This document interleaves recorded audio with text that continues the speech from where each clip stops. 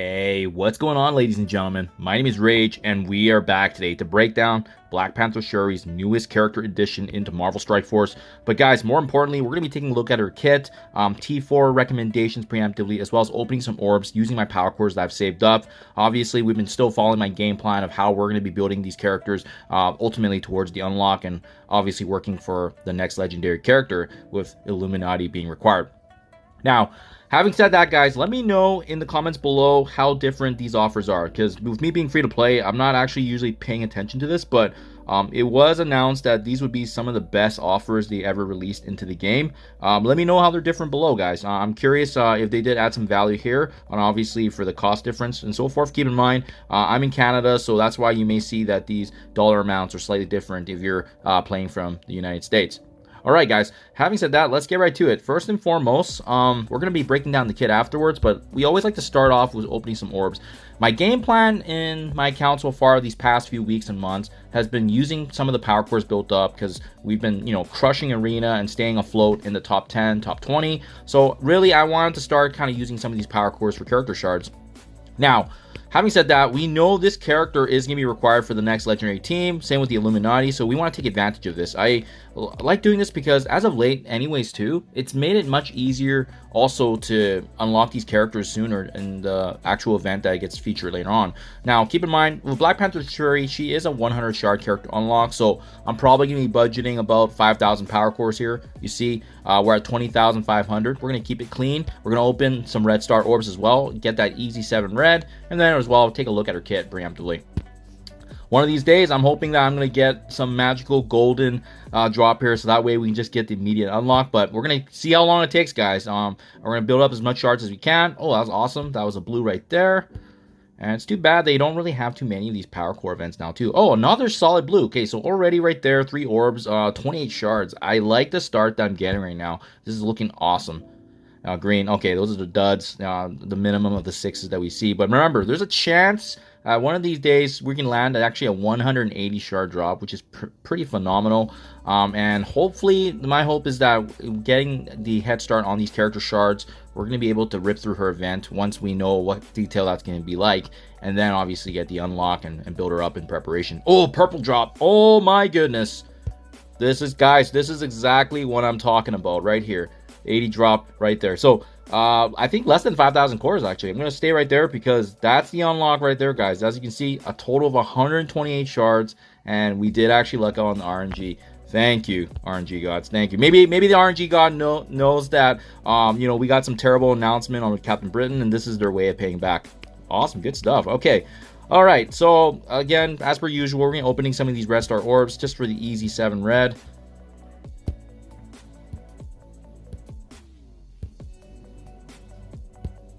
Boom, just like that. Only a few as well. So we got the 7 red. We got the unlock, guys. We are just ripping through the RNG gods right now. And heck, can even actually go through and get the unlock right now. Man, people in my alliance are going to think I actually bought this character. That's why I do the recordings, guys, so people know. Wow, just absolutely unreal RNG. So this is why, guys, I always preach, being in a good place in arena, because it's one of the most powerful resources in the game to get some of that RNG and luck factor in. Now we can actually take a look at her kit, and absolutely zero spending. This is how we crush it, completely free to play, guys. So Gauntlet Barrage, basic ability here. She's going to be attacking primary and adjacent targets for 60% piercing.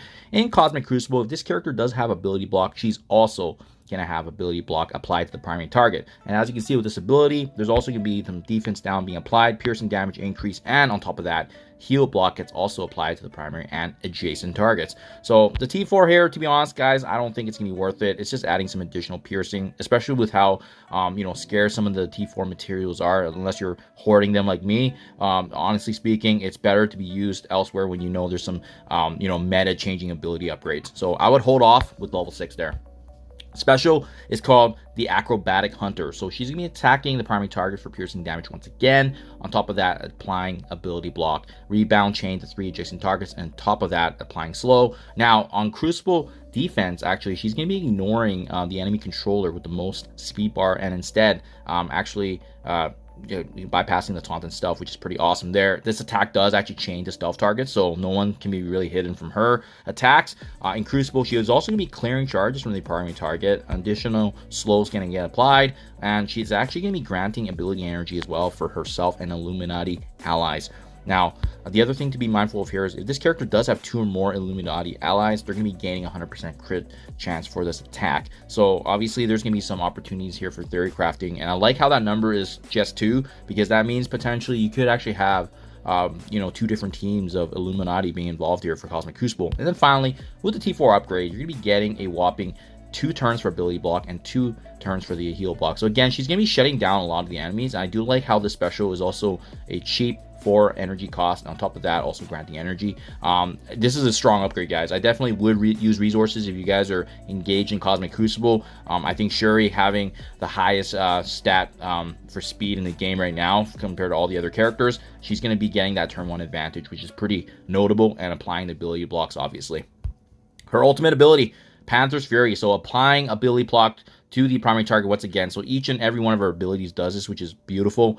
She's going to be, once again, using piercing damage. Now, if this character does have charge, she's going to be repeating this attack. However, it does lose the charge afterwards. For each charge on this attack, she's going to be repeating up to a maximum of 3 bonus times. As we level this ability up, the piercing and adjacent damage does actually get increased here. And in Crucible, once again, applying ability block to all adjacent targets. For each charge on this character, she's going to be repeating that up to a maximum of 5 bonus attacks.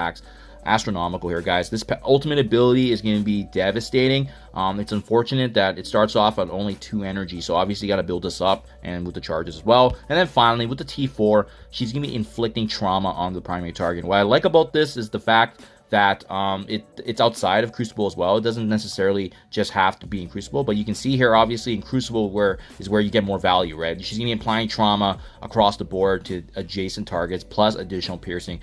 Even if you're not using her in Crucible, I think this is just a strong ability overall. And keep in mind, there's a very likely chance that there might actually be some Crucible bonuses being provided, obviously, for the next legendary character unlock. So this just makes sense. Even if you're not using it in Crucible, this might actually be very well worth it in the next Legendary Trials event to give her the full powers of the Cosmic Crucible bonus.